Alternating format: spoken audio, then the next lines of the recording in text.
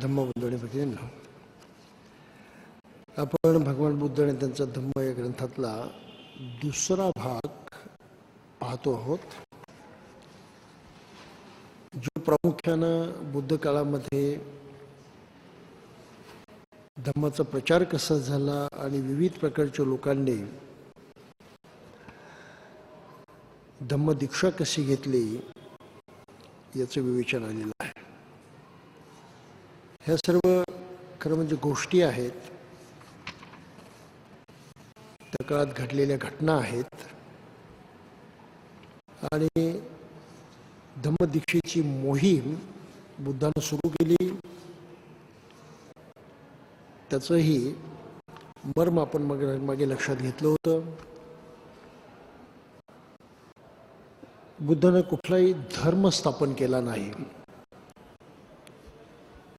He did not establish any religion. बुद्धानं आपला अनुभव share केलेला आहे. स्वतःचा अनुभव तमाम मानव समाजाशी शेअर केलेला आहे, त्याला तो प्रदान केलेला आहे. जेव्हा एखादा धर्म स्थापन होतो तेव्हा त्यामध्ये काही अटी असतात.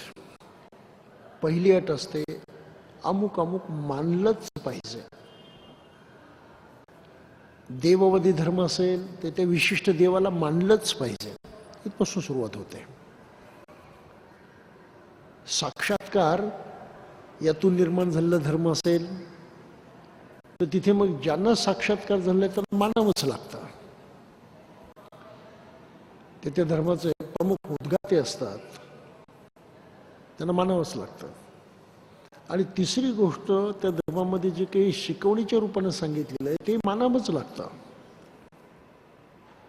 चौथी गोष्ट आहे की त्या शिकवणीमध्ये काही चूक आहे असं समजता कामा नये. जर त्यामध्ये काही चूक आहे असं समजलं, त्याबद्दल काही शंका घेतली तर मग ती श्रद्धा समजली जात नाही, अश्रद्धा आहे ती. तर पाखंड असं सुद्धा म्हटलं जातं. म्हणून मानणं यावरती अनेक धर्मांचा जोर आहे.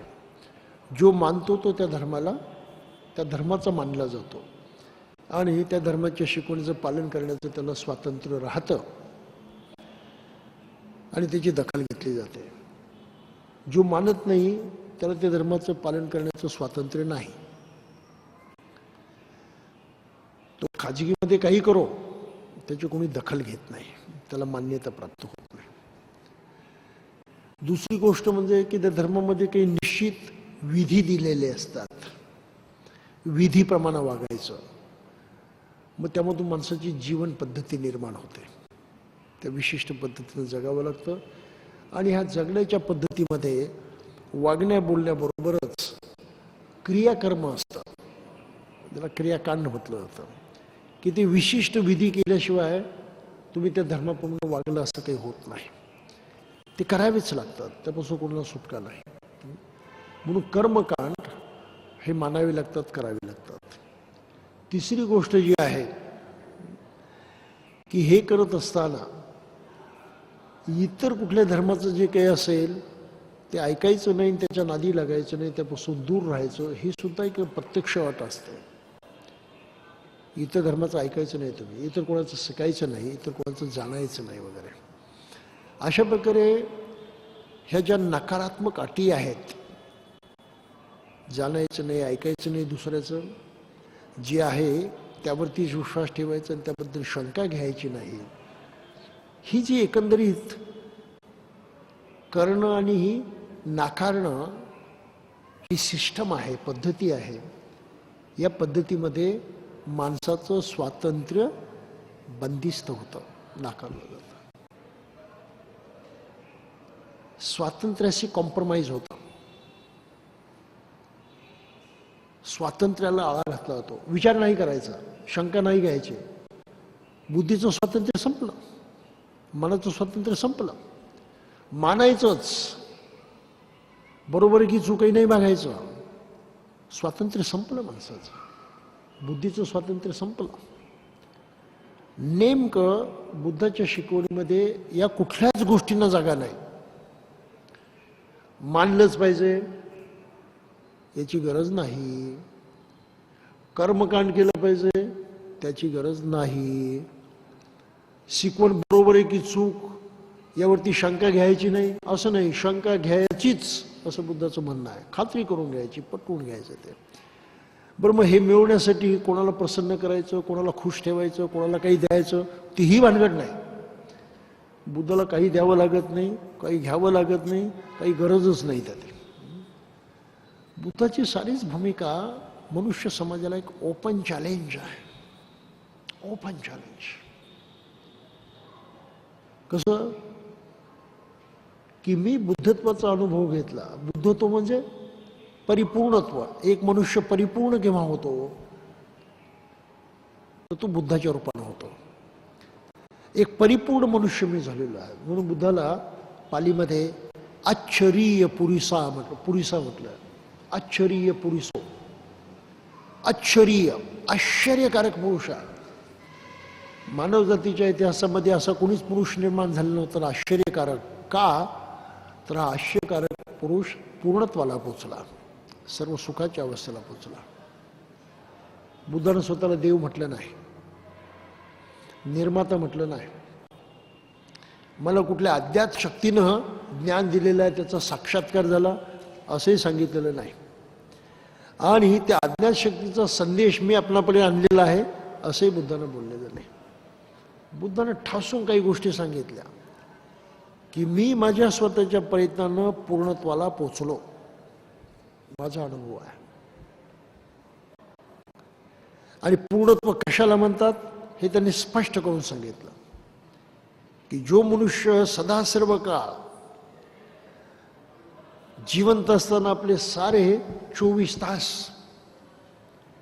सुखाच्या अवस्थेमध्ये जगतो, शांतीच्या अवस्थेमध्ये जगतो, समाधानाच्या अवस्थेमध्ये जगतो, तो मनुष्य परिपूर्ण झाला, ही बुद्धाची व्याख्या आहे. डाऊट कशावरती घ्यायचा, परिपूर्ण कशाला म्हणायचं. बुद्धाने म्हटलं याला परिपूर्ण म्हणतात. बरं याची गरज आहे का माणसाला? हो, याची सर्वात मोठी गरज माणसालाच आहे. का तर प्रत्येक मनुष्य स्वभावतः ज्याला म्हटलं आहे त्याची प्रवृत्ती जी आहे, इनेट डिझायर, आंतरिक इच्छा काय आहे? सुखानं जगायचं. जगात कुठेही असा मनुष्य सापडणार नाही ज्याला सुखानं जगण्याची इच्छा नाही, सुखानं जगावंसं वाटत नाही.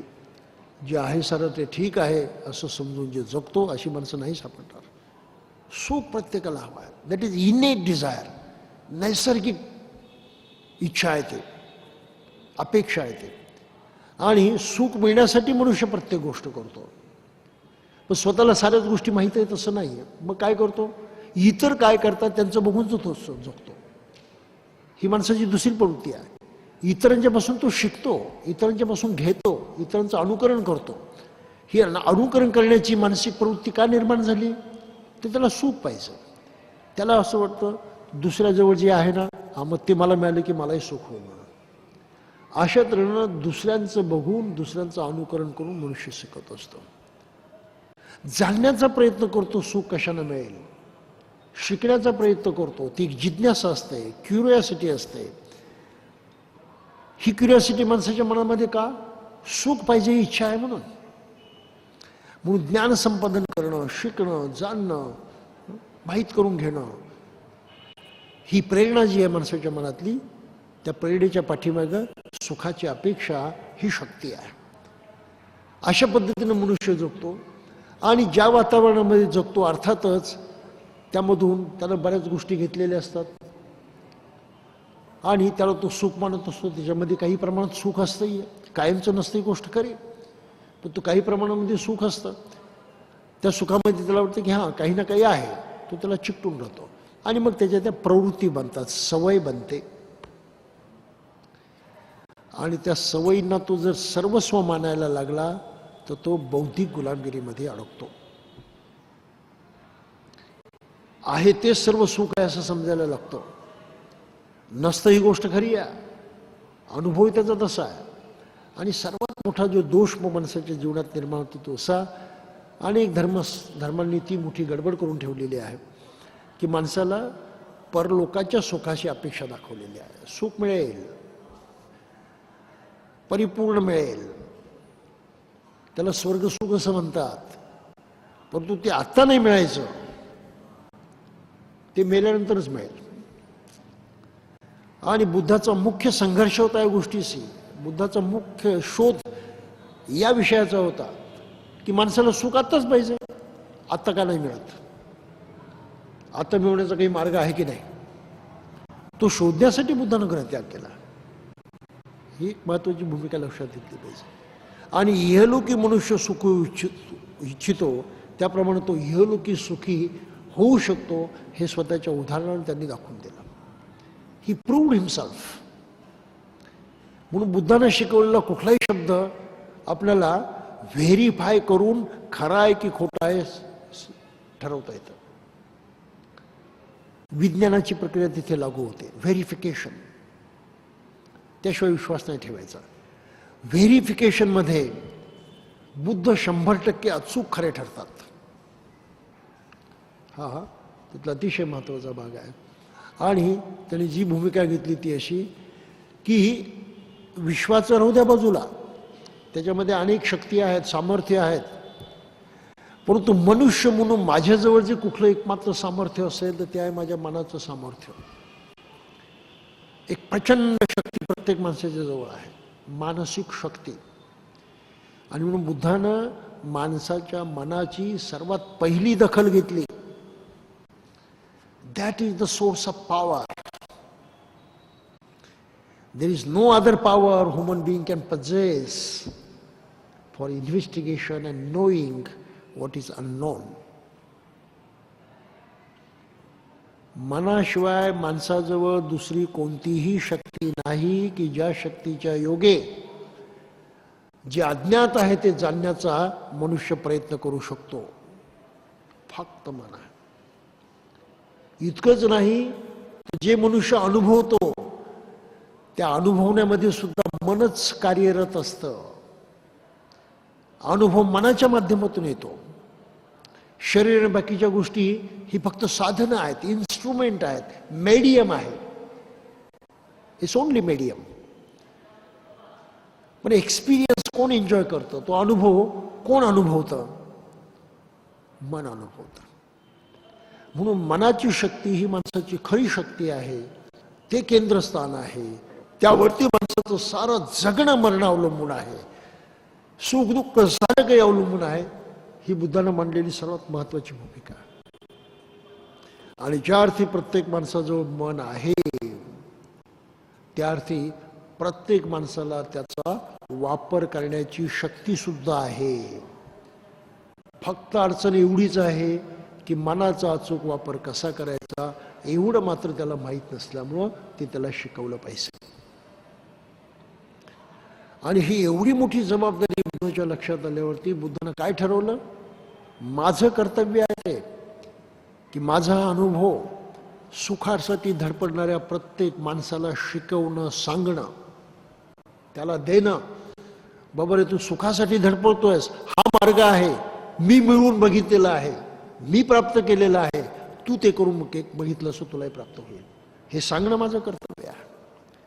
म्हणून बुद्धानं मानव जातीची ह्या कर्तव्य भावनेतून सेवा करण्याची भूमिका स्वीकारली. हा फार मोठा फरक आहे बरं. Buddha prepared to serve the humankind. Serve, सेवा करणं. देव सेवा करत नाहीत, धर्म संस्थापक सेवा करत नाहीत.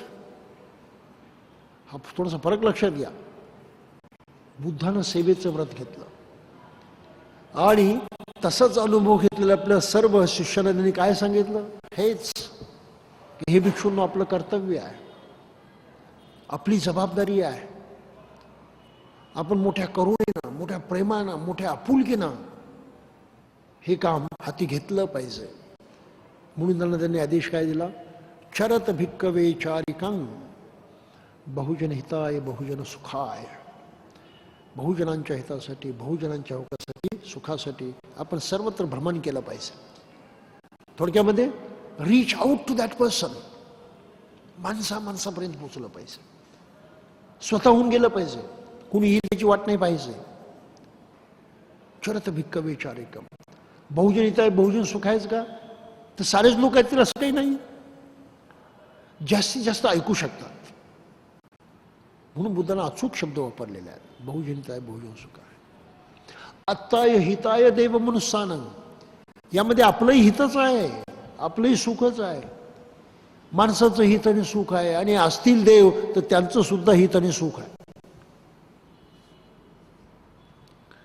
देवही सुखी नाहीत. कुठल्याही देवाचं चारित्र्य पहा, सुख नाही. प्रत्येक देवाला पाहिजे असतं. अर्पण करा, मान द्या, स्तुती करा, प्रार्थना करा, मागा. असं जो मनुष्य करेल त्याला म्हणे देव पावतो. हे खरं आहे की खोटं आहे? तुम्ही हे काहीच नाही केलं तर कदाचित देव तुमच्याकडे ढुंकूनही पाहायचा नाही. पण तिथेच थांबत नाही धर्म. ते काय म्हणतात, ढुंकून पाहायचं नाही असं नाही, तुमच्याकडे पाहणारच तो, परंतु चिडून पाहणार, रागावून पाहणार. माझं ऐकत नाही का म्हणून तुम्हाला शिक्षा देणार. म्हणून प्रत्येक धर्मामध्ये दोन गोष्टी आहेत. धर्माप्रमाणे वागला तर मेल्यानंतर स्वर्ग, धर्माप्रमाणे नाही निघून वागलात मेल्यानंतर नरक ठरलेला. कोण देणार? तो देणार. हे लक्षात आलं? ही हुकुमशाही आहे. माझं ऐका तर ठीक, नाही ऐकलं शिक्षा. बुद्धाने या गोष्टीला काही किंमतच दिली नाही. हा तो पोरकटपणा आहे. हे तर व्यवहारातलं असंच वागणं आहे. आपलं कर्तव्य त्या माणसाला मदत करणं, त्याच्यापासून काय घेण्याची गरजच काय आहे? अरे तो सुखासाठी धडपडतोय, आपल्याला मिळालंय, चला त्याला सांगू बाबा हा सुखाचा मार्ग आहे, करतो. मला काही देण्याची गरज नाही, माझी पूजा करण्याची गरज नाही, माझ्याकडे मागण्याची गरज नाही. काही विचारायचं असेल तर विचार, ते मी सांगतो. बाकी मला काही संबंध नाही तुझा माझा. हे माझ्यापासून. एवढी सेवेची भूमिका जगाच्या इतिहासामध्ये बुद्धाशिवाय कोणी घेतली नाही बरं. आणि मग कशी सेवा करायची? देशेत भिक्कवे धम्मं. धम्म म्हणजे आपला अनुभव. हे भिक्षून आपला अनुभव त्यांना द्यायचा आहे. देशेत देय, देशेत भिक्कवे धम्मं. हा आपला अनुभव आहे. हा अनुभव कसा आहे? आदि कल्याणम, सुरुवातीला कल्याणकारम, मध्य कल्याणम, पर्यवसान कल्याणम. सुरुवातीला मध्ये शेवटपर्यंत कल्याणकारीच आहे, असा धम्माचा अनुभव त्यांना दे. सार्थंग, सार्थ आहे तो, अर्थपूर्ण आहे. सव्यंजनं, शब्दशः अर्थपूर्ण आहे तो. व्यंजन म्हणजे शब्द. सव्यंजन. सकल परिपूयं, संपूर्ण परिपूर्ण असा हा आनंद देणारा अनुभव आहे. हा लोकांना द्या. विचार करा की माणसाची एवढी काळजी घेणं, माणसासाठी आपलं स्वतःचं जीवन अर्पण करणं, यामध्ये बुद्धाची जी थोरवी आहे, जे मोठेपण आहे, हे मोठेपण आणखी कोणाजवळ आहे? ॲब्सोल्युटली कोणाजवळ नाही. बुद्धानं सतत स्वतःला लोकांचं कल्याण मित्र म्हटलं, मालक नाही म्हटलं, श्रेष्ठही नाही म्हटलं, मित्र म्हटलं. आणि मित्र कोण असतात? अशी दोन माणसं मित्र असतात एकमेकाची की जी दोघे एकमेकाला एकसारखे लेखतात, एकसारखं मानतात. दोघे एकमेकासाठी धडपडतात, खपतात, मदत करतात. जे जे काही करायचं ते एकोप्याच्या भावनेनं करतात, परस्परांच्या सुखासाठी, परस्परांच्या चांगल्यासाठी. हे बरोबर आहे? ही मैत्रीची व्याख्या आहे. बुद्धानं मित्र म्हटलं. सामान्यातला सामान्य मनुष्य सुद्धा बुद्ध म्हणतात मी तुझा मित्र आहे. आणि दोन मित्र ज्याप्रमाणे आपापसामध्ये देवाणघेवाण करतात त्याप्रमाणे मला तुला मदत करायची आहे, तुझ्याशी देवाणघेवाण करायची आहे, तुझ्या कामी पडायचं आहे, तुझ्यासाठी खपायचं आहे, झटायचं आहे. काही लक्षात येतं? बुद्धाची थोडी अलौकिक आहे. आश्चर्य वाटतं या गोष्टीचं की आजचा मनुष्य हे का समजत नाही, इतकं उघड सत्य का जाणत नाही, का लक्षात येत नाही. बुद्ध परका का वाटावा, बुद्ध नकोसा का वाटावा. हे बुद्धानं स्वतः मैत्रीचा हात आपल्या पुढे केलेला आहे. त्याचं स्वागत करायला जर आपण तयार नसू तर आपल्या डोक्यामध्येच काहीतरी कमजोरी असं समजलं पाहिजे. आणि आहेच ती कमजोरी, त्यालाच म्हणतात अज्ञान. बुद्धानं अज्ञानाच्या दोन पातळ्या मांडलेल्या आहेत. हे व्यावहारिक अज्ञान आहे, not understanding what is the right. आणि दुसरं आहे not understanding how the happiness is born. सुख कसं निर्माण होतं याची जाणीव नसणं हे अज्ञान आहे. पण व्यवहारामध्ये ह्या इतक्या साऱ्या छोट्या मोठ्या गोष्टी आहेत, तेही माणसाचं फार मोठं अज्ञान आहे, फार मोठं अज्ञान आहे. बाबासाहेबांनी बुद्धाचा धम्म दिला या देशाला, ही साधी गोष्ट नाही. त्याला क्रांती म्हटलं जातं, धम्म क्रांती. याचं कारण हे आहे की हे खरंच क्रांतीसूत्र आहे. मनुष्य बदलणं हे सामान्य गोष्ट आहे. माणसानं माणसाशी माणसासारखं व्यवहार करून परस्परांना सुखी करणं, आनंदी करणं काही सामान्य गोष्ट आहे. हीच तर सर्व मानव प्राण्यांची धडपड आहे. आणि तो मार्ग प्रशस्त करण्याचं फार मोठं कार्य बुद्धाच्याच जिद्दीनं आणि त्याच भावनेनं बाबासाहेबांनी केले, आपण लक्षात घेतलं पाहिजे. मी तुम्हाला धम्म देतोय, माझी पूजा करा, ही भाषा नव्हती त्यांची. मी बुद्धाचा उपासकच आहे, तुम्ही उपासक म्हणा. म्हणून बुद्धाला जी भूमिका निभावता आली त्याच भूमिकेचा अनुनय बाबासाहेबांनी केला असं आपल्याला पाहायला मिळतं. हे पॅरलल थोडंसं समजून घेतलं पाहिजे. आणि ज्या काही चुका आपण करतोय व्यवहारामध्ये, जी काही उपेक्षा करतो आहे, जी काही टाळाटाळ करतो आहे, जे दुर्लक्ष करतो आहे, ते कुठेतरी लक्षात घेतलं पाहिजे की आपण काय करतो आहोत. आंबेडकरी चळवळ ही मानवसेवेची चळवळ आहे. गटातटाची आणि निराळ्या म्हणूया की जाती मर्यादांची ती चळवळ नाही. ती चळवळ त्या जिद्दीनं करणं हे महत्वाचं आहे. बुद्धाच्या आणि धम्माच्याही नावानं माणसामध्ये तेढ निर्माण करणं आणि त्यांना एकमेकाशी झुंजत ठेवणं आणि बाबासाहेब हेच म्हणाले ते बरोबर, ते नाही म्हणाले ते बरोबर, अशा त्यांना आपापसाच झुंजत बसणं हे कोणत्या शहाणपणाचं लक्षण आहे? कोणत्या शहाणपणाचं? आणि ज्या मनाच्या साधनेतून मनुष्य खऱ्या अर्थानं उत्तम मनुष्य बनू शकतो ती करायची कोणी? खरं म्हणजे धम्माची दीक्षा घेतल्यानंतर या देशामध्ये ह्या साऱ्या भारतीय लोकांना असं पाहायला मिळायला हवं होतं की पहा, बुद्धाचं धम्म घेतल्यानंतर ही माणसं स्वतःमध्ये सुधारणा करण्यासाठी किती खपतायत, स्वतः उत्तम दर्जाचा मनुष्य बनवण्यासाठी, स्वतः अधिकाधिक सुखी होण्यासाठी आणि आपलं ते सुख इतर सर्वांना वाटण्यासाठी हे किती झटतायत, किती प्रयत्न करतायत हे दिसणं फार आवश्यक होतं.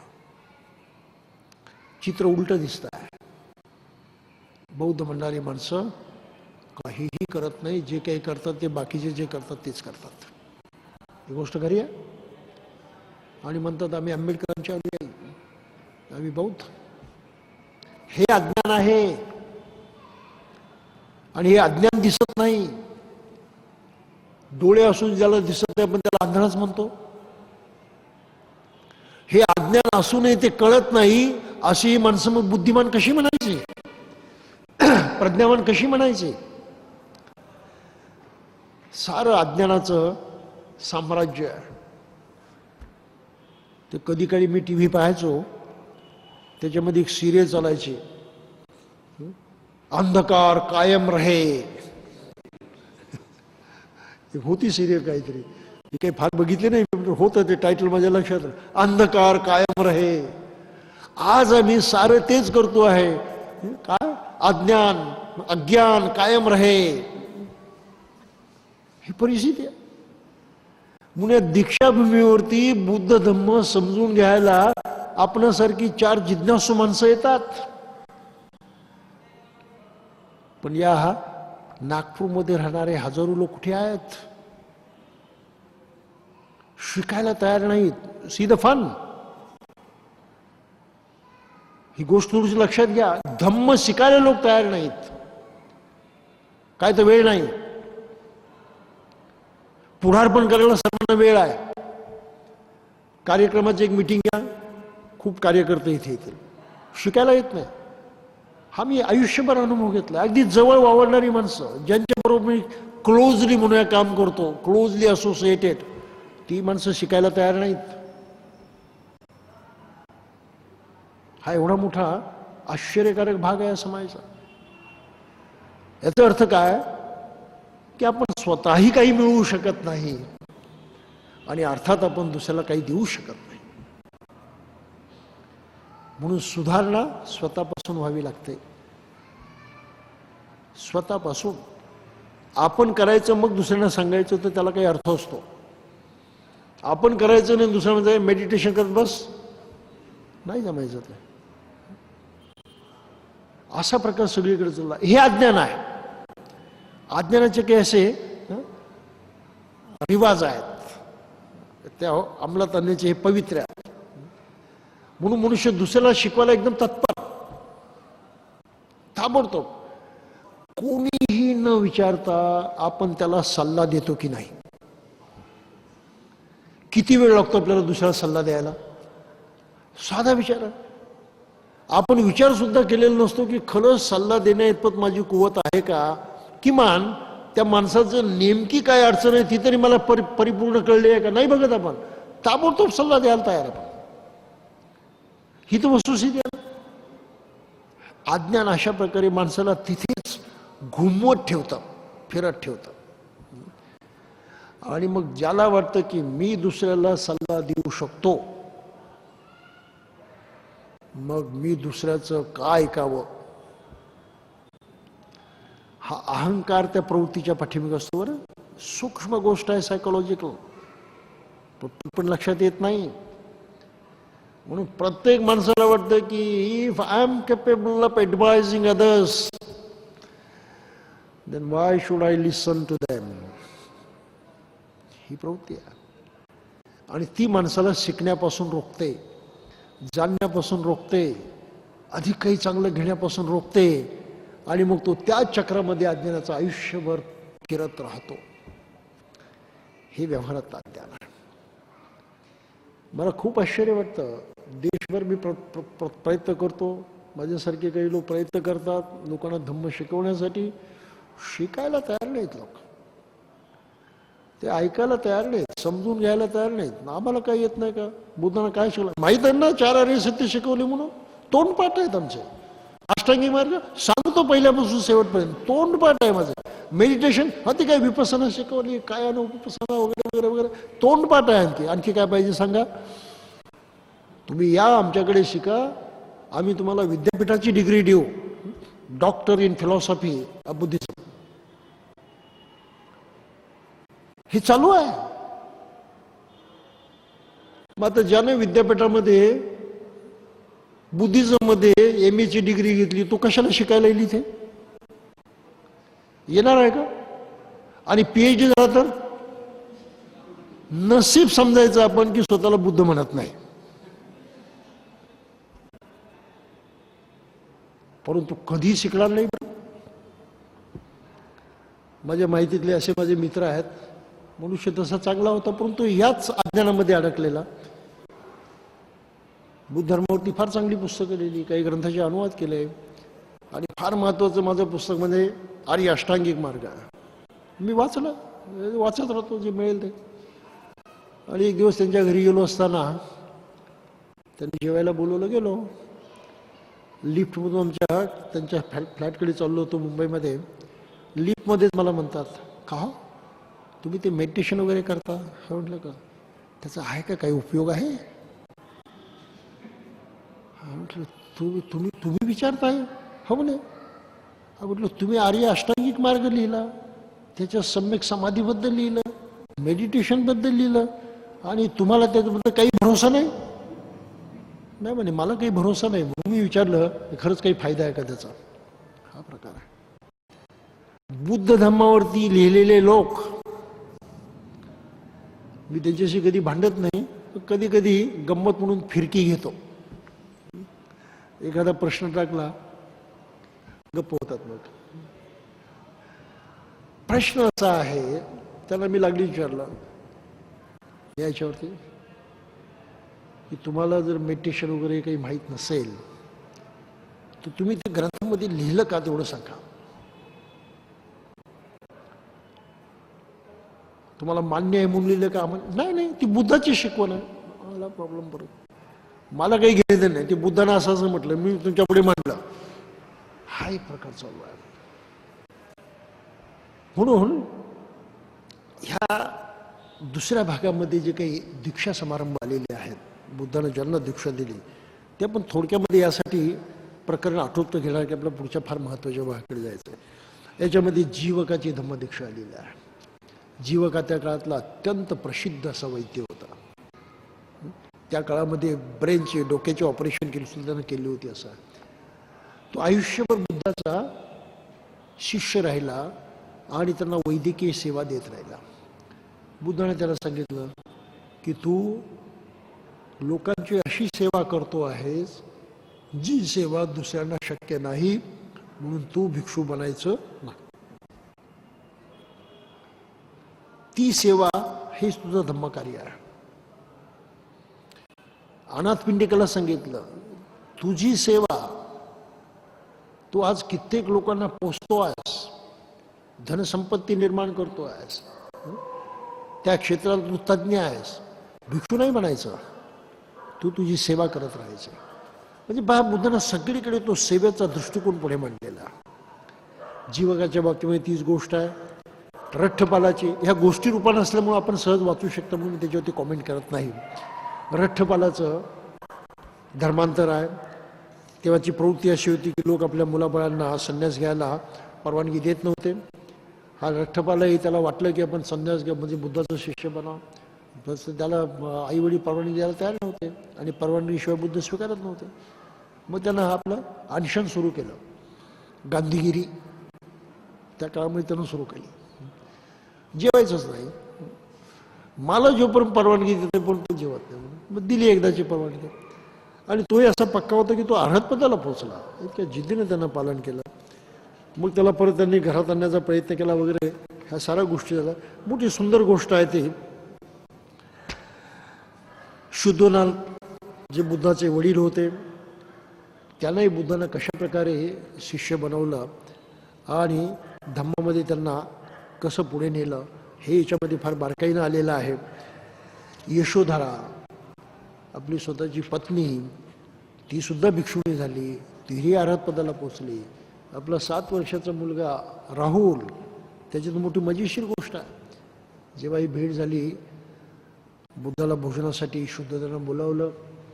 त्यांचं भोजन झाल्यानंतर आपल्या दालनातून राहुल मातेनं त्या मुलाला बोट करून दाखवलं की याच्यामध्ये सर्वात अग्रभागी बसलेले जे कोणी आहेत शर्मन, ते तुझे वडील आहेत, ते तुझे पिता आहेत. जा त्यांच्याकडे आणि तुझा वारसा माग. एवढी मजेशीर गोष्ट आहे. 7 वर्षाचा बालक जेव्हा बुद्ध यशोधरेला भेटायला गेले तिच्या महालामध्ये, यशोधरा भेटायला नाही आली बुद्धाला. शुद्धोधन वगैरे स्वतः बुद्धाला भेटायला गेले, शाक्य स्वतः भेटायला गेले, त्यांनी त्यांचं स्वागत केलं. यशोधरा महालातून बुद्धाला भेटायला आली नाही. बुद्ध स्वतः यशोधराला भेटायला गेले. ही फार मजेशीर गोष्ट आहे बा की ही हॅड रिस्पेक्ट. आपली पत्नी मला भेटायला आली नाही, हमारी बिल्ली हमसे म्याओ. असं व्यवहारामध्ये चालू असतं ना, व्यवहारामध्ये छोट्या मोठ्या गोष्टीमध्ये हमारी बिल्ली हमसे म्याव. बुद्धांनी तो विचार नाही केला. त्यांना उलट कौतुक वाटलं यशोधरेचं. स्वाभिमानी आहे, आपली ही कुवत, आपली ताकद जाणते. माझं कर्तव्य आहे तिला मदत करणं. आता माझी जबाबदारी आहे तिथे जाणं. आणि बुद्ध स्वतः जातात. किती फरक आहे तो पहा व्यावहारिक जीवनातला आणि या जीवनामधला. यशोधरा हा त्यांचे पाय पकडते, चरण पकडते आणि मग त्याला जो उपदेश द्यायचा ते देतात. ती पुढे भिक्खुनी होते, अर्हतपत्राला जाऊन पोचते. राहुलही बुद्धाच्या बरोबर चालायला लागतो. दुपारचं ऊन, बुद्ध आपल्या निवासस्थानाकडे निघालेत. त्यांची थोडीशी सावली बाजूला पडलेली आहे. राहुल त्यांच्या मागे त्या सावलीमधून चाललेला आहे. मोठा प्रसन्न आहे. तो म्हणतो का, हे श्रमण, तुझी सावली सुद्धा सुखकारक आहे. तुझी सावली सुद्धा सुखकारक आहे. तुझ्या बरोबर मी चालतोय, मला सुख वाटतंय, आनंद होतोय. ही पॉझिटिव्हिटी ऑफ माइंड आहे, सकारात्मक भावना आहे. You enjoy. आणि मग ते म्हणतात की तू माझे पिता आहेत असं मला माझ्या मातेनं सांगितलं. ते म्हणतात होय. आणि माझ्या मातेनं सांगितलं की तुमच्याकडे वारसा मागायचा आहे, माझा वारसा तुम्ही मला द्या म्हणून. बुद्ध चपापतात. आता मोठा बाका प्रसंग निर्माण झालेला. मुलगा वारसा मागतोय, कोणता वारसा द्यायचा.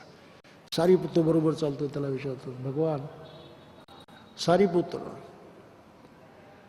राहुल वारसा मागतोय, काय करू मी त्याला. सारीपुत्र गप्प. आणि मग बुद्ध म्हणतात राहुलला, हे राहुल, धनसंपत्ती माझ्याकडे नाही, वैभव, राज्य, मान मारात माझ्याकडे काही नाही. तू जो वारसा मागत असेल, तू जर अशा स्वरूपाचा असेल तर माझ्याकडे नाही तुला द्यायला काही. हा, पण या सर्व गोष्टींच्या पेक्षा अत्यंत शाश्वत, चिरंतन, चिरसुखदायी असा वारसा माझ्याकडे आहे. तुला हवा असेल तर मी तुला देईल. तू विचार कर, तुला हवा आहे का तो वारसा. म्हणजे बा आपल्या मुलावरती सुद्धा त्यानं आपला अधिकार गाजवला नाही. ए कार्ट्या, कळत नाही का, ऐक मी काय म्हणतो ते. ही भानगड नाही. बुद्ध असून सुद्धा त्या 7 वर्षाची त्या पोराला इतकं बारकाईने समजावून सांगतात.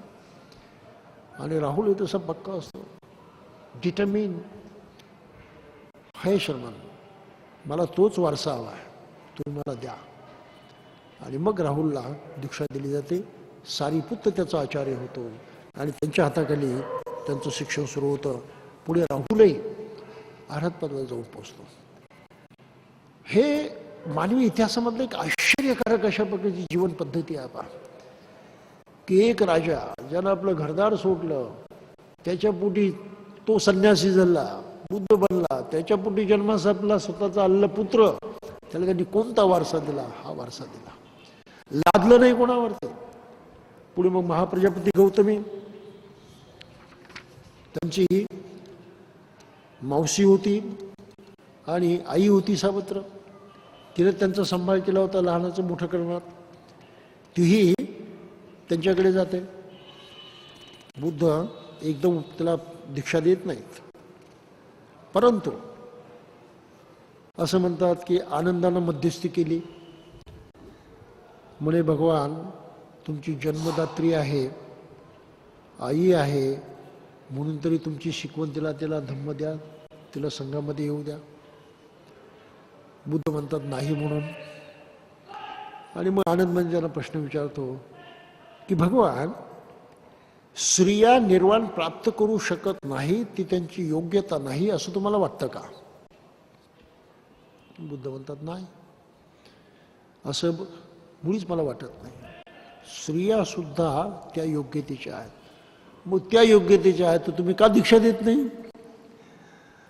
वाटतं आनंद फार चांगला वकील असावा त्याच्याबद्दल असं जबरदस्त युक्तिवाद केला. काही असो, या गोष्टीला तितकं महत्त्व दिलं गेलेलं आहे पाली त्रिपिटकामध्ये. खरी गोष्ट अशी आहे की आनंदाला काही रदबदली करण्याची गरज नव्हती. बुद्धाची भूमिका ही होती की प्रत्यक्षात अशा तऱ्हेनं ग्रहत्याग करणं, एकांतामध्ये राहणं, जंगलामध्ये, रानामध्ये महिलांच्या दृष्टीनं मोठं धोक्याचं आहे. आणि होतंय धोक्याचं, तेव्हा आजही धोक्याचं आहे.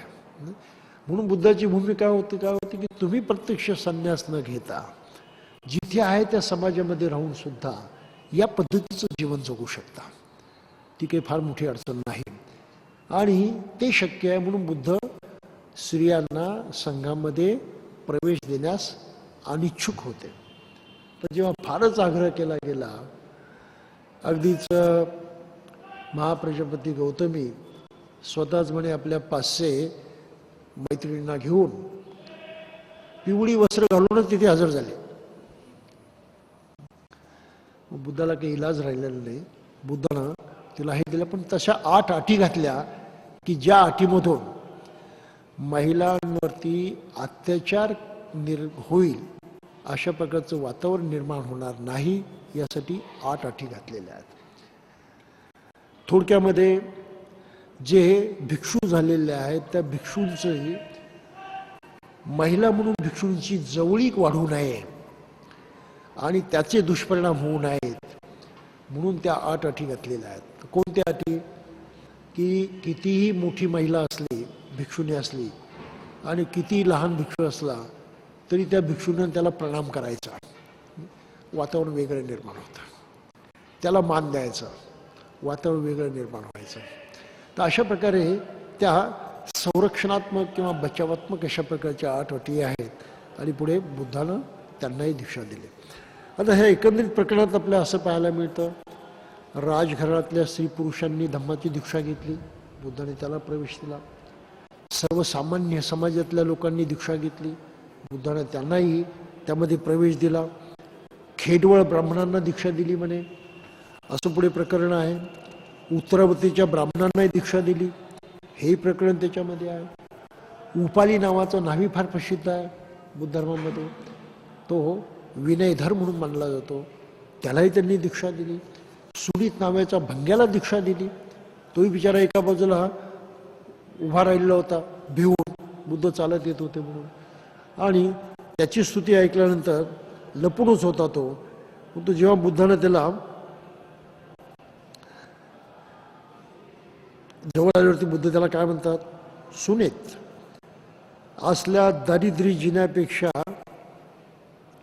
असल्या दरिद्री जिण्याचा तुला काय उपयोग आहे, गृहत्याग करून तू माझ्या संघात येतोस का, बुद्धाने निमंत्रित केलं.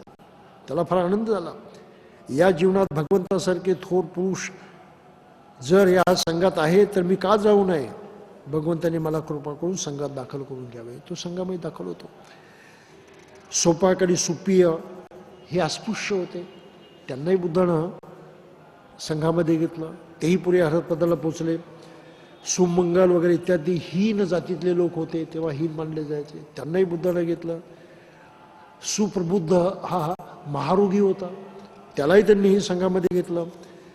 महाप्रजापती गौतमी, तिच्या मैत्रिणी चांडालिका नावाची प्रकृती मातंग समाजाची महिला, तिलाही त्यांनी संघामध्ये घेतलं. उडाणटप्पूंना घेतलं, अंगुलीमालसारख्या गुन्हेगारांना आणि इतरही गुन्हेगारांना त्यांनी आपल्या संघामध्ये घेतलं. ह्या साऱ्या गोष्टी काय दर्शवतात, तो या चॅप्टरचा मुख्य विषय आहे. काय दर्शवतात? एक सत्य, प्रत्येक मनुष्य त्याच्याजवळ मन आहे, त्या मनाचा वापर करून तो पूर्णत्व साधू शकतो, परिपूर्ण बनू शकतो. समाजामध्ये त्याची काय प्रतिष्ठा आहे, त्याची काय योग्यता आहे, त्याला कोणतं लेबल लावलं आहे त्याचा काही संबंध नाही. ही लेबलं माणसामध्ये दुःख निर्माण करणारी आहेत, संघर्ष निर्माण करणारी आहेत, भेद निर्माण करणारी आहेत आणि आपापसामध्ये त्यांना लढत ठेवणारी आहेत. म्हणून सर्व प्रकारचं समाजशास्त्र जे आपण म्हणतो, सामाजिक परंपरा, रीतिरिवाज, श्रद्धाविश्वास, हे बुद्धानं पूर्णपणे फेटाळून लावले. ती माणसाची योग्यता नाही. माणसाची योग्यता मनुष्य म्हणूनच आहे आणि प्रत्येक मनुष्य स्वतः बुद्ध बनण्याच्या योग्यतेचा आहे, ती त्याच्यामध्ये क्षमता आहे, हे सत्य बुद्धानं जाणलं. म्हणून बुद्ध समतेचे जबरदस्त पुरस्कर्ते आहेत. कुठलाही धर्म एवढी समता मानत नाही. बुद्ध धर्मामध्ये परिपूर्ण समता आहे, परिपूर्ण. स्त्री पुरुष हा भेद सुद्धा बुद्धानं नाकारला. नैसर्गिक भेद आहे पण तोही नाकारला. की नैसर्गिक भेदामुळे सुद्धा त्या स्त्रीला पूर्णत्वाची अवस्था प्राप्त करण्यामध्ये कोणी रोखू शकत नाही. म्हणून बुद्ध खऱ्या अर्थानं 3 गोष्टींचे प्रवर्तक आहेत. गोष्ट नंबर 1, माणसाच्या ह्या मूलभूत क्षमतेची इज्जत करून बुद्धानं सर्व मनुष्य मात्र समान आहेत असं मानलं. विषमतेला ती जागाच नाही. कुठल्याही प्रकारची विषमता तुम्ही बुद्ध धर्मात आणू शकत नाही. आणि प्रत्येक बौद्ध माणसाचं इमान त्या समतेशी असलं पाहिजे की दुसऱ्या प्रत्येक माणसाशी वागताना त्यानं हा समतेनंच वागलं पाहिजे. मला एक प्रश्न विचारला गेला असं याच्यामध्ये, का हो ते मुसलमान आहेत, ते ब्राह्मण आहेत, तुम्ही त्यांच्याशी कसं वागता? मी त्यांना एवढंच म्हटलं, त्या मुसलमानची दाढी मला दिसत नाही आणि त्या ब्राह्मणाची शेंडी मला दिसत नाही. म्हणजे काय? म्हणजे ते दोन्ही माणसाचं एवढंच फक्त मला दिसतं, हे बाकीच्या गोष्टीला माझ्या दिसतं काही किंमत नाही. ही बुद्धाची मूळ शिकवण आहे. इतर कुठल्याही माणसाकडे पाहताना बाहेरच्या कुठल्याही गोष्टीला किंमत नाही. तो मनुष्य आहे, मनुष्य म्हणून त्याची किंमत आहे आणि मनुष्य म्हणून त्याशी समतेनं वागलं पाहिजे, पहिलं तत्व. म्हणून बौद्ध राष्ट्रामध्ये काही परंपरा आहेत बरं. अंजली करुणियो, हात जोडून असं प्रणाम करतात, हात जोडूनच. आणि काही ठिकाणी काय म्हणतात माहिती ना, समोरच्या माणसाला प्रेरणा देण्यासाठी, तुझ्या अंतरी वसलेल्या बुद्धाला मी प्रणाम करतोय. समोरच्या माणसाला त्याची ओळख करून देतात. काय म्हणून? तुझ्या अंतरी वसलेल्या बुद्धाला मी प्रणाम करतोय. अरे तू काही सामान्य मनुष्य आहेस का? तुझं मन नावाचं सामर्थ्य आहे, ते तुला बुद्ध बनवू शकतं, ते आहे तुझ्याजवळ. म्हणजे बुद्ध तुझ्या मनात बसलेलाच आहे, तुझ्याजवळ आहेच. त्या बुद्धाला मी प्रणाम करतोय. ही माणसाला जाग करण्याची पद्धत होती. जागा हो, तू स्वतःला काय समजतोस, या मार्गाने जा, तू काही कमी नाहीस वगैरे म्हणून. म्हणून बौद्धांनी हात जोडून एकमेकांना प्रणाम करायची ही बौद्ध परंपरा अतिशय महत्वाची परंपरा आहे. आणि तिथे ही भावना ठेवायची की मी कुठल्या माणसाला दुसऱ्या कारणासाठी मनुष्य म्हणून किंमत देत नाही. आणि त्याच्याजवळ सुद्धा ती क्षमता आहे परिपूर्ण बनण्याची, बुद्ध होण्याची, जी माझ्याजवळ आहे. आम्ही एकदम समान आहोत एकमेकांसाठी. काही लक्षात आलं आपल्याला? त्यामुळं कोणत्या धर्मात कसा प्रणाम करतात आणि का करतात, आणि बुद्ध धर्मामध्ये कसा करतात आणि का करतात, यातला फरक लक्षात आला आपला. म्हणून बौद्ध माणसानं जरा अशा पद्धतीनं प्रणाम करायला शिकायचं. जय भीम म्हणा, काही म्हणा, पण असं हात जोडून ती चालना द्यायची. हा रिस्पेक्ट, ह्युमन रिस्पेक्ट बुद्ध धर्मातली टॉप मोस्ट गोष्ट आहे. प्रत्येक माणसाबद्दल रिस्पेक्टच असला पाहिजे. You cannot behave otherwise.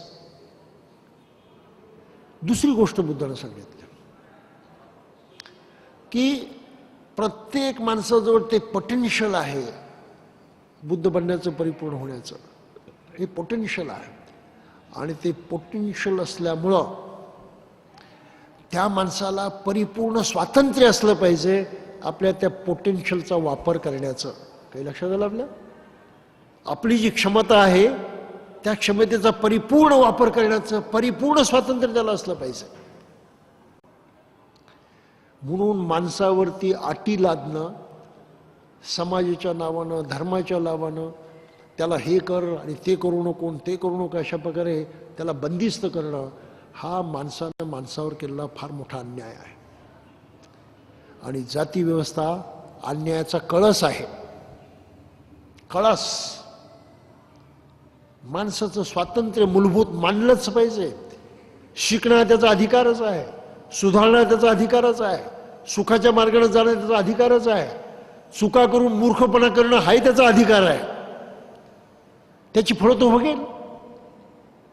एकदा थप्पड खाल्ली की उद्या दुसऱ्या वेळेस जागेवरती येईल की नाही रे, थप्पड खावी लागते म्हणून आपण मारता कामा नये. सुधारेल ना, मग थप्पड खाणं सुद्धा त्याचा अधिकार आहे. अशा पद्धतीनं माणसाला स्वातंत्र्य हे किती मोलाचं आहे हे बुद्ध धम्माशिवाय कोणी शिकवलेलं नाही.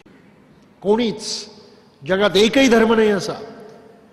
देवाला मानणारे सारे धर्म माणसाला देवाचे गुलाम करतात. ऐका, माना, करा. बुद्धांना तेही स्वातंत्र्य दिलं. बुद्धाचं ऐकू नका, तपासून पहा. एही पश्यत, ये आणि बघ. पश्चतंग वेदितव्य, आजमावून बघ. ही बुद्धाची भाषा आहे. साधं सुद्धा चॅलेंज नाही येत.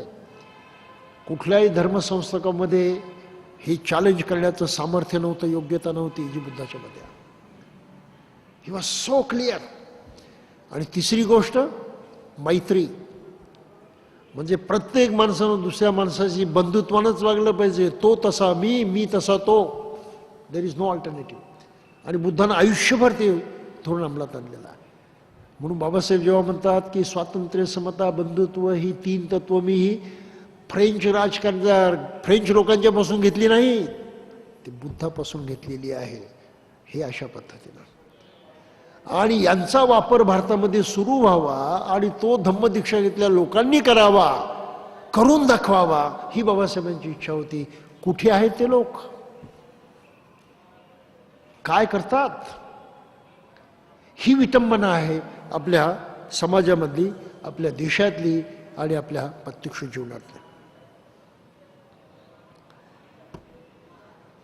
म्हणून बुद्धाने शेवटी म्हटलं आहे धम्मदीक्षा का द्यायची? त्यातून माणसाचं सुख कसं वाढतं, त्याला मदत करा, आचरणाला लावा, शिकवा. 11 गोष्टी त्याला प्राप्त होतील. आणि त्या 11 गोष्टीमध्येच हे प्रकरण संपलेलं आहे. आणि पुढच्या ह्याच्यामध्ये आपण खास बुद्ध धर्माच्या शिकवणीचं विवेचन करण्याचा 3रा भाग सुरू करणार आहोत. त्याच्यामध्ये काय म्हटलं आहे ते,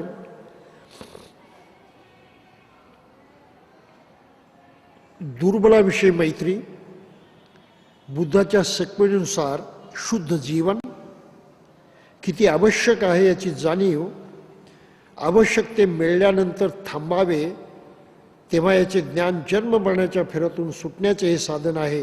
हे शब्द ऐकतात त्या स्त्रियांचे वगैरे परिवर्तन झाले. आणि पुरुष परत आल्यानंतर भगवंतांना ठार मारण्याची जरी त्या पुरुषांची इच्छा होती तरी त्यांच्या स्त्रियांनी त्यांना आवरून धरले व मैत्रीचे सूत्र ऐकताच त्यांच्यातही बदल झाला. भगवंतांनी कोणते उद्गार काढले होते ते इथे दिले आहेत. जो प्राणी मात्रांशी मैत्रीभावाने वागतो आणि त्यांच्याविषयी दयाशील असतो अशा माणसास 11 गोष्टींचा लाभ होतो. Positivity of mind, positivity of life. आणि पॉझिटिव्हिटीला सायकोलॉजी फार मोठं महत्त्व देते.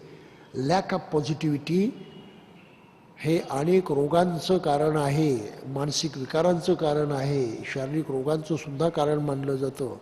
म्हणून पॉझिटिव्हिटी ही सर्वात श्रेष्ठ मानलेली आहे. आणि बुद्ध धम्म हा 100% पॉझिटिव्ह आहे.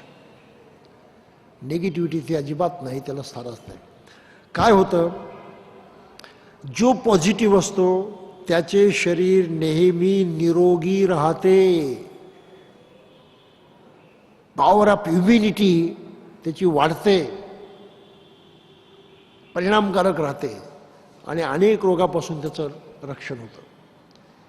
म्हणजे निरोगी राहण्यासाठी सुद्धा पॉझिटिव्ह असणं किती गरजेचं आहे ते पहा. नुसतं व्यायाम करून नाही भागणार, नुसतं चांगलं खाऊन पिऊन नाही भागणार.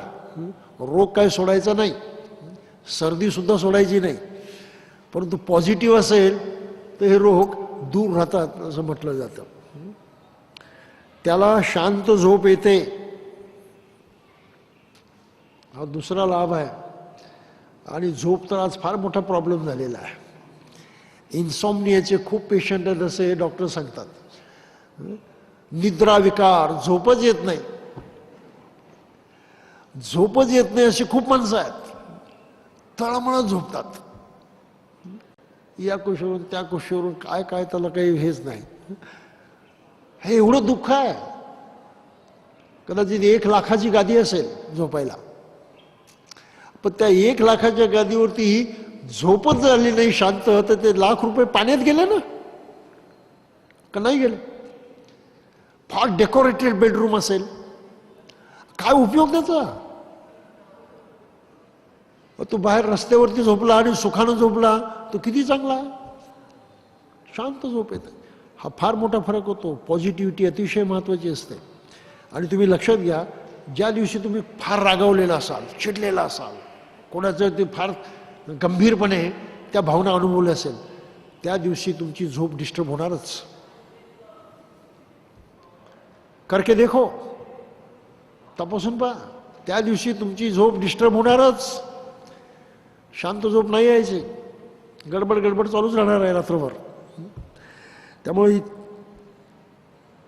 दुसरी गोष्ट आहे, आणि तो अभ्यासमग्न असतो, अशा वेळी त्याला एकाग्रता लाभते. सकारात्मक एकाग्रता महत्त्वाची आहे. म्हणून पंचशिलाचं पालन कंपल्सरी मानलेलं आहे. साधना करण्यासाठी, ध्यान साधना करायची तर शिलांचं पालन करावं लागतं. का? एकाग्रतेला मदत होते. 3 गोष्टी झाल्या. चौथी गोष्ट आहे, त्याला वाईट स्वप्ने पडत नाही आणि तो घाबरून उठत नाही. असे घाबरून उठणारे खूप लोक मी बघितलेले आहेत. झोपतात आणि आरडाओरडा करतच घाबरूनच उठतात. काही तर पळताना बघितले झोपेमध्ये. झोपे म्हटली नाही, इतका घाबरला की उठून पळायला लागला. बिशान येतो, अरे काय काय पत्ता नाही त्याला. थोडंसं बसलं होतं, मग तो जागा होणार. हां, असं असं स्वप्न पडलं होतं म्हणून तो पण त्याला सांगता येत नाही. ही अशी परिस्थिती आहे. आणि वाईट स्वप्न अतिशय माणसाला डिस्टर्ब करतात, फार भयंकर डिस्टर्ब करतात. काही माणसं काळजी करायला लागतात, अहो वाईट स्वप्न होईल, आता कसं काय होईल, पुढे असं होणार आहे का, विचारायला येतात. मला अनेक लोक विचारायला येतात, काल असं असं स्वप्न होतं, काय होईल. आता काय सांगायचं त्यांना. स्वप्नाला कारणं आहेत, विनाकारण स्वप्न पडत नाहीत. कोणत्या प्रकारची स्वप्न कोणाला पडतात तेही महत्त्वाचं आहे, पण त्याचा भविष्याशी काही संबंध नाही. बरं, असं असं स्वप्न पडलं म्हणजे असं होईल, अशातला काही भाग नाही. ते इंडिकेटर्स आहेत काही बाबतीमध्ये, पण तुमची आध्यात्मिक प्रगती, मानसिक प्रगती कोणत्या दिशेनं चालली त्याचे इंडिकेटर आहेत. दुसऱ्याच्या भविष्याचे इंडिकेटर नाहीत, तुमचे स्वतःचे इंडिकेटर. मन तुमचं आहे, अनुभव तुमचा आहे, सारं स्टोरीज तुमचंच आहे, बाकीच्याला काय पत्ता. तर वाईट स्वप्न पडत नाहीत. देव त्याचे संरक्षण करतात असं म्हणतात. असतील तर करतील, नसतील तर काही बिघडत नाही. 6वी गोष्ट आहे, लोक त्याच्यावर प्रेम करतात. सकारात्मक मनुष्य असेल, पॉझिटिव्ह असेल, तर तो एकाएकी कोणाचा वैरी आणि दुश्मन बनत नाही. आजमावून पहा. दुसरा वाईट बोलला, तुम्ही बोलू नका. दुसऱ्यांनी शिव्या दिली, तुम्ही देऊ नका. त्या लोकांचा पाहण्याचा दृष्टिकोन बदलतोच. अरे जरा हा निराळा मनुष्य आहे, वेगळा आहे, एवढं तरी म्हणतात. अब तो वेगळा म्हणतो, याच्यामध्ये त्याचं प्रेम प्रगट झालं ना. थोडंसं रिझर्व ठेवून प्रगट केलं, ते पूर्णपणे प्रगट केलं नाही. That's very important. म्हणून सज्जनांशी मैत्री करणं हा फार महत्त्वाचा भाग असतो. विषारी वस्तूंचा त्याला त्रास होत नाही. विषारी अन्न असतं, विषारी वाचा असते, विषारी विचार असतात, त्याचा त्याला त्रास होत नाही. युद्धातील नाशापासून त्याचा बचाव होतो म्हणे. समजा यदा कधी युद्ध झालं तर युद्धामध्ये त्याची हानी होत नाही, त्याचा बचाव होतो असं म्हणतात. आणि अग्नी व पाणी यापासून त्याला धोका होत नाही. म्हणजे तो सहसा बुडून मारणार नाही, किंवा अग्नी जळणार नाही, किंवा स्वतः जाळून आत्महत्या करणार नाही. म्हणजे एक प्रकारे त्याचा बचाव होतो त्याच्यापासून. आणि तो जिथे राहतो तिथे यशस्वी होतो. जिथे राहतो तिथे यशस्वी होतो. आणि म्हणतात की मेल्यानंतर त्याला चांगला जन्म लागतो. 11वी गोष्ट नाही मानली तरी चालण्यासारखी आहे. आत्ताच एवढं मिळालं, नंतर काय फरक पडणार आहे. कालच त्याच्यावरती मी कॉमेंट केली की या जीवनामध्ये एखादं समजा आंब्याचं झाड आहे. झाड म्हणून ते वाढतं, त्याला फूल येतं, त्याला फळ येतं. त्या फळामध्ये कोय असते ना, बी असते. ही बी ही दुसरीकडे कुठे लावलं तर त्याचाही तशाच प्रकारे विकास होतो ना. ज्या आंब्याच्या कोळीचं ते दुसरं झाड असेल त्याला तसेच आंबे येतात की वेगळे येतात? तसेच येतात की वेगळे येतात? जी आपण बीज लावतो त्याला तसेच येतात की वेगळे येतात? गोड आंब्याचं झाड लावलं आणि त्याला आंबट आंबे आलं, असं काही होतं कधी? नाही होत. मग समजा या जीवनामध्ये आपण लहानाचे मोठे होतो, मरेपर्यंत आपलं मनही त्या बीजासारखं घडतं, त्याच्यावरती संस्कार होतात. म्हणजे आपल्या साऱ्या जीवनाचं सार त्या बीजामध्ये येतं. हे बीज परत दुसऱ्या जीवनामध्ये उगवलं तर आत्ता जे काही अनुभवलेलं आहे हे सारं सार घेऊनच उगवेल ना, का वेगळं होणार आहे? आता तुम्ही रागीट असाल, चिडचिडे असणार, द्वेषी असाल, समजा पुनर्जन्म तुमचा झाला तर तुम्ही ते घेऊनच जन्मास येणार आहात. काही लक्षात येतं? आता तुम्ही सुखी असाल, आनंदी असाल, समजा तुमचा पुनर्जन्म झाला तर तुम्ही तो आनंद घेऊनच जन्मास येणार आहे. ती तुमची कंटिन्युटी असेल. का तर बीज रूपानं त्या साऱ्या गुणवत्ता तुमच्यामध्ये रुजलेल्या असेल. काही लक्षात येतं आपल्याला? बुद्धाची ही भाषा आहे. म्हणून स्वर्ग मला आत्ता इथेच पाहिजे. मी आत्ता इथे स्वर्गात असेल आणि ही क्रिया समजा निसर्गाच्या पद्धतीने होत असेल तर मेल्यानंतर स्वर्गातच असणार आहे, गॅरंटीड. काही लक्षात आलं आपलं? प्रॉब्लेमच नाही त्याबद्दल. पण आज मी नरकात असेल इथे तर मेल्यानंतर तो चुकणार नाही. म्हणून कुठल्या देवाला कष्ट घेण्याची गरज नाही नरकात पाठवण्याची, मी आपोआपच जाणार आहे. ते लक्षात आलं आपल्या? बुद्धानं इतकं वैज्ञानिक विश्लेषण केलेलं आहे आणि ते मानणं आपल्या फार गरजेचं आहे. आपण या गोष्टी जरूर नंतर वाचा, विस्तारानं वाचा. परंतु पुढच्या वेळेपासून आपण भगवान बुद्धांनी काय शिकवलं तो फार महत्त्वाचा भाग सुरू करणार आहोत. आणि तिसरा आणि चौथा खंड या ग्रंथाचा प्राण आहे, एसेन्स आहे, तो आपल्याला बारकाईने लक्षात घ्यायचा. तोपर्यंत आपण तिथेच थांबूया. जय भीम.